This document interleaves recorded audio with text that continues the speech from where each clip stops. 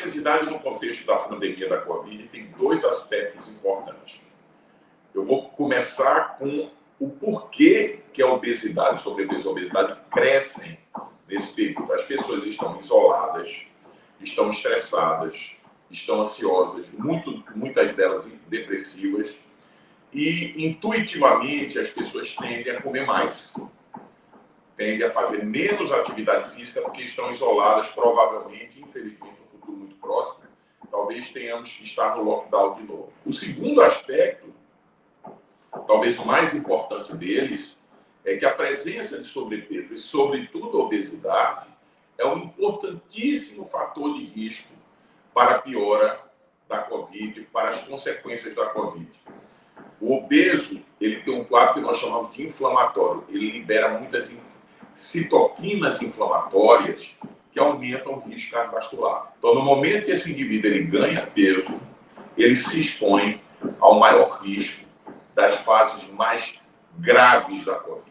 A obesidade é uma comorbidade extremamente prevalente e dificulta o tratamento do Covid. Quando o paciente é rígido, física, mentalmente, não tem nenhuma das comorbidades, que também já vem com obesidade, antes do paciente ser obeso, muitas vezes, ele é um hipertenso, ele tem dificuldade no metabolismo do açúcar, ou seja, ele já é um pré-diabético ou um diabético. E hoje, quando a gente estuda a obesidade, a gente sabe dessa relação relativamente nova que tem entre o cérebro, os hormônios produzidos no cérebro e o nosso corpo, principalmente quando nós pensamos no intestino e no microbioma intestinal.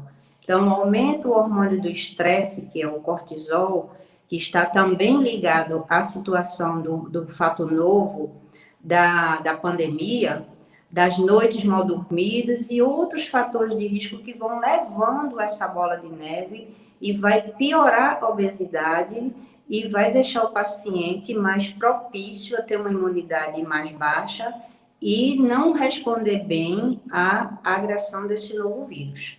O que fazer nesse cenário? Definitivamente, é sabendo de todas essas questões, tentar utilizar o mínimo possível esses alimentos supercalóricos, evitar os fast foods, por exemplo, tentar utilizar mais frutas e vegetais, as carnes magras, e também, mesmo em situações de isolamento, procurar fazer atividade física. Eu sei que não é tão fácil, mas nós temos que usar a nossa intuição, a nossa iniciativa, para exatamente procurar fazer dentro do possível, no seu ambiente de residência, alguma atividade física. Muitos pacientes não sabem, a maioria, alguns até médicos não sabem, que toda vez que a gente come um alimento que transforma em carboidrato é o nome para açúcar, então o paciente tem que saber o seguinte: açúcar, o pão branco é açúcar, o arroz branco é açúcar, a maioria dos alimentos industrializados.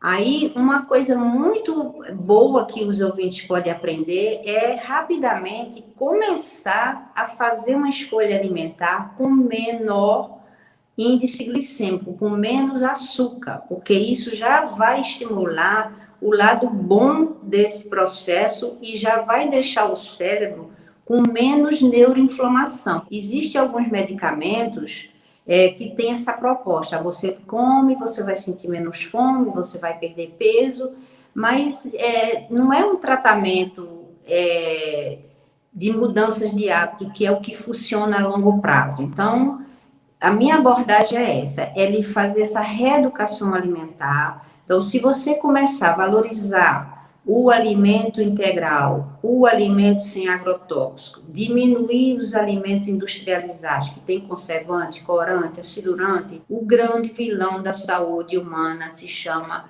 açúcar ou carboidrato. Eu diria que a grande barreira, o grande empecilho do tratamento da obesidade é a dificuldade que os pacientes têm em mudar hábitos alimentares. Então, isso passa muito mais pela cabeça do que pela boca. Em situações específicas, passando pelo endocrinologista, existe a possibilidade de utilização de indutores de perda de peso.